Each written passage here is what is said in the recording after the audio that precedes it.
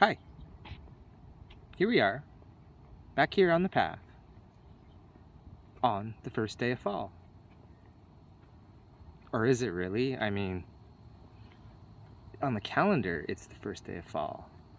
But everywhere else, I guess summer just decided that summer wasn't done. And summer's just not going anywhere. Summer's just gonna stay put. There will be no fall this year, apparently. So, I really got nothing to say on this path today. All my whole skit is kind of ruined. I mean, because the first day of fall always has me reflective and nostalgic, but it also has me a little bit, filled with anticipation and trepidation and a bit of fear of what's to come, because we all know what's coming. And but also the reflectiveness and the transitional nostalgia of it all also is in there. So I'm looking ahead, but I'm also looking back. And the reflection is basically because what does fall mean? Well, there's leaves falling all around, so hence it's fall. But it just is all a sign that things are gonna die. That everything and everyone is gonna die. And the endless cycle of repetition every year after year after year of this just makes it so you can't deny the fact. You are reminded annually of your own mortality, if you're paying enough attention. So with that in mind, with this air of reflection, looking back and looking ahead, I thought I'd do something a little different that's not on this path. So, do you want to know what that is?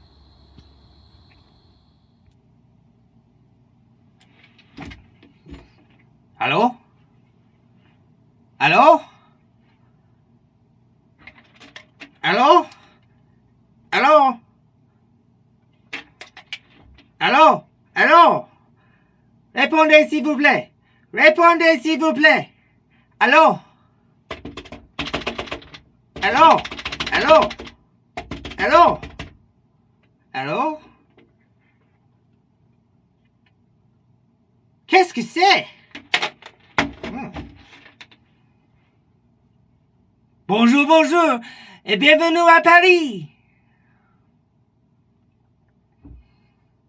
I will dispose of the parler français. Okay. So I brought you down to my basement again. That's what I decided to do with today. It's too hot out there.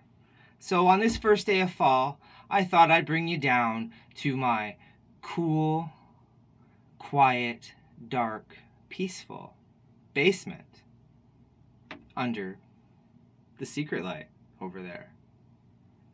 See, that's a secret light. Again. I thought I'd bring you back down under this secret light. One last time. Can you believe it? One last time. So, if I'm going to do this, bring you back under the secret light, I guess I feel obligated to divulge a secret or two, spin a yarn, tell a tale. We'll chat. I just wanted to keep it simple this week. You know, no fuss, no muss, no frills, no wine. Just Ben. But I will spare you, though, my endless gushing in anticipation of the new season of Will and Grace, which is premiering next Thursday at 9 o'clock on NBC and Global. We'll be on for a 6-week run before football kicks in, but then it'll be back. But I know that you don't want to hear jack about this show. Because really, I've been caring a little bit too much about it recently, haven't I?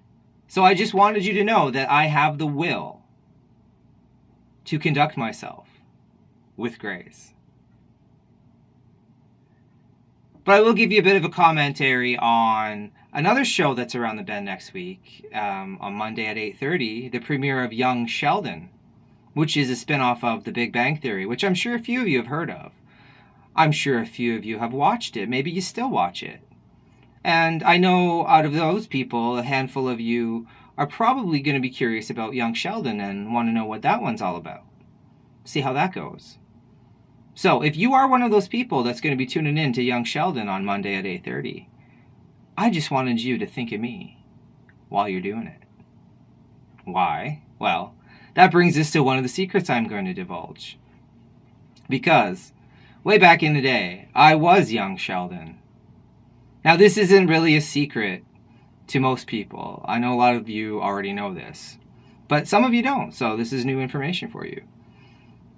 So my secret is that I am a genius. And for once, when I say something like that, I'm not just being full of myself. I actually am a genius. Classified and certified. Really, seriously. Now, there's a big debate in some circles of what constitutes a genius. What qualifications you have to be a genius. Generally, the idea is your IQ dictates whether or not you're a genius. And the threshold varies depending on who you're talking to. Some people say your IQ needs to be 145. Other people say 140. And in this perpetual dumbing down of society that we've been experiencing, I've even heard a few people say 135 constitutes a genius. Now, I'll tell you that when I was about 5 years old, my IQ was assessed at about 142. And I even remember when I was a bit older, the number 146 being bandied about. So, 9 times out of 10, they're going to call me a genius. So let me just take it back a little bit. I'll make it quick. I'll just do it in chronological order because that way I know I'll be giving you the goods and covering all the bases. I won't leave anything out. So when I was 3, I knew how to read. I could count to 100 in French. I didn't know French, but I could count to 100 in French. Someone taught me it, I recited it, I remembered it. I learned how to read. They put me in Montessori school, which was a type of preschool for special kids. That's where I went, and I knew how to read, so I led story time for all the little 4-year-olds, and I read the books to them instead of the teacher. And then in kindergarten, I still knew how to read. Now, when I went to kindergarten, none of the boards of education in the area would take me except one, and that was the Catholic Board of Education, but I'm not Catholic. But that's where I went, and that's where I started my education. So this is a real fish out of water story in every sense of the word, because what happened was, by the time it got to grade 1 time, they decided there was going to be no grade 1 for me, no grade 1 time for me. I went right into grade 2. And then I started grade 3, but by the Christmas of that year, I was already moved into the grade 4 side of the room. So bim bam boom, by the time I'm 7 years old, I'm in grade 4. I've only been in school a couple of years. There I am, Young Sheldon, Doogie Howser. And let me tell you, I was your quintessential case study test subject. I was poked and prodded and tested and assessed and studied and watched and questioned and what have you. I was pulled out of class when you least expected it. I was here, there, and everywhere. They were wondering about me, figuring out what to do with me. And I didn't take any of this very well, especially in a Catholic school where I was basically told, you can stand over here and watch. We're going to go and have all the other kids do their, going to the church services and practicing and doing the first communion and singing the hymns and singing the songs. And you can sit over there and observe, but you're not one of us. I didn't feel that enough being, the boy wonder.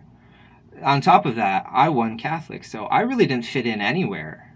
I tried, but the odds were stacked against me.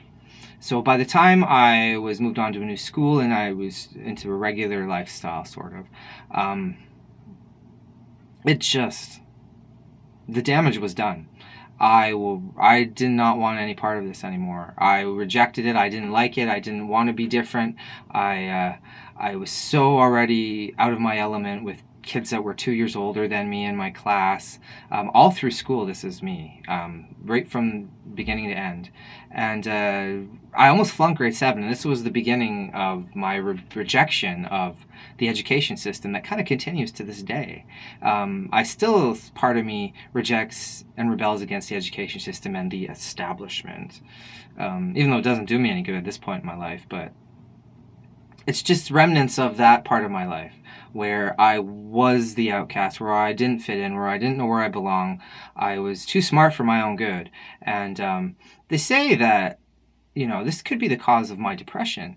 They say that the smarter you are, the more prone you are to depression. Um, and let me tell you, this is probably a result of the fact that when you are at a higher level of consciousness, when you're more aware and analytical than the average Joe, you tend to not be able to look away from the ills of the world and what's wrong with the world and why it's wrong with the world. And you can't deny the fact as well that there's really not a whole lot anyone can do about it. And so some people do take drastic measures to escape this. Some people can't handle it. This is why most of us geniuses are fucking nuts. I have my moments. So there's my big secret. I am a genius. You may have known that. You may be floored by that, especially if you've met me anywhere along in my adulthood. This might come as a shock to you. Genius? Really? But I am. I didn't ask for it. I didn't choose it. I didn't tell myself I was a genius. It's just the way it is. And so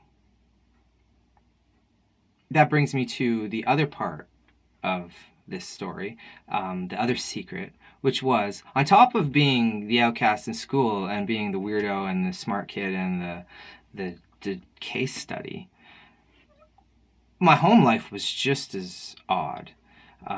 My dad, when I was very young, decided to open a group home out of his own home and took in regularly about 4 boys as foster kids, and they lived in our home with us.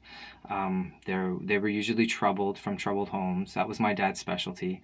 And while as an adult I have age and wisdom and perspective, I can see the good he did and the help that he gave to these kids and even their families.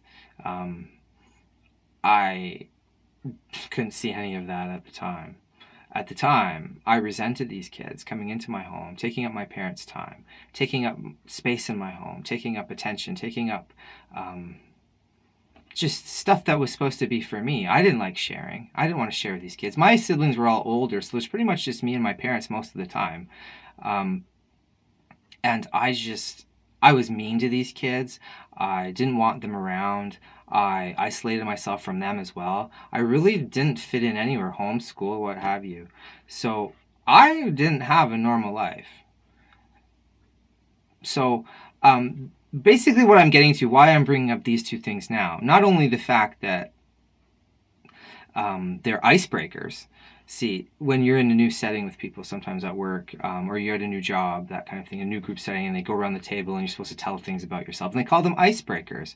I've used these two things as icebreakers, but this is pretty much the extent of my discussion on the topics. I really don't like talking about these things, but there is a reason I'm bringing them up now. First of all, they're about the 2 last secrets I have that I don't really talk about, even though neither one of them are really secrets. But I also wanted to kind of bring everything back full circle. You saw where I lived last week. Now, maybe you know a bit more about the kid that lived in those houses, and why he might have been a little weird or different or out there. I know some of you knew me back then and all through my life. And basically, any of my idiosyncrasies or eccentricities that you might have picked up on really goes back to these two things. I'm a genius and was kind of on the outside looking in for the first half of my life. And also because of the fact that my dad brought this group home setting into my life, and I lived in it for years, my whole life. I mean, the whole time I can remember living with my parents, that was there at the side. Except for a 1.5 year segment, right smack in the middle. That was what I knew. And I know that nobody else I know had that experience or even could understand what my upbringing was like. And I can't really explain it in words now. But I did say that I had a reason for bringing these two things up. And not only the fact that it might explain a bit more about me. I want you, as I know a lot of parents and teachers, and I want you as parents and teachers to recognize the fact that there are kids that are going to come into your life, whether they're your friends' kids, the kids you teach in your class, your own kid. It could be your own kid. These kids that are different in any way, they are well aware of how different they are. I want you to know that they know. And there's no need to draw attention to it yourself. There's no need to try to make them conform. Don't try to make a kid fit a mold that it doesn't fit into. Let the kid find his own path. Now, I'm not blaming anybody for my upbringing. I pretty much self-destructed. And it took me a long time to come back from that and be on the right path and where I am today. But back then, it wasn't my parents' fault. It wasn't the teacher's fault. They were doing what they were supposed to do, and I just didn't adapt well to it, and I didn't want any part of it. So don't force kids to be something they're not. The lesson here is allow kids to find who they are themselves. Allow them to become who they are on their own. Don't influence them. Don't try to make them the kid that you always wanted or what have you. And be aware that these kids are suffering. I mean, it could be the kid that's too smart for his own good like me. It could be the kid that comes from a poor home with violent parents or alcoholic parents, or just their parents struggle, or they only have one parent, or they don't. There's all kinds of. I could be here all night. If there's a kid that you see isn't quite where the other kids are, that's not wrong. That's not bad. That could be the greatest thing that ever happened to the kid. For the most part, I'm quite happy that I never fit in any box or anyone's expectation of who they wanted me to be or thought I was or thought I should be. I was always my own person, for better or for worse, and I had no choice. It's just who I am. And it took me a long time to get to that point where I realized that was okay. So I'm trying to save a lot of you a lot of heartache and stress. Just let the kid figure it out for himself or herself. Be there for support. If they ask for guidance, give it. But don't volunteer. Just let the kid evolve on their own terms, whatever that is. You may not like it, you may not understand it, but that's who that kid is, and you should never try to change it. That's it. That's all I got. I'm going to cut it off now. This is what I referenced last week, my unrelated bullshit, but it's not actually unrelated. It is related to last week's video in the sense that this is the kid that lived in all those houses. So next week is part 2. This was kind of an in-between bridge that wasn't really all that unrelated, was it? Next week is part 2. Part 1 was last week, where I've been, and part 2 next week is where I am now. I hope I'll fill in all the blanks and you'll get the happy ending with the bow and the cherry on top. That will be next week. But for now, I bid you good night and good luck. It's a harsh world out there. You're going to need it. Talk to you next week. Don't miss it. It'll be a good one.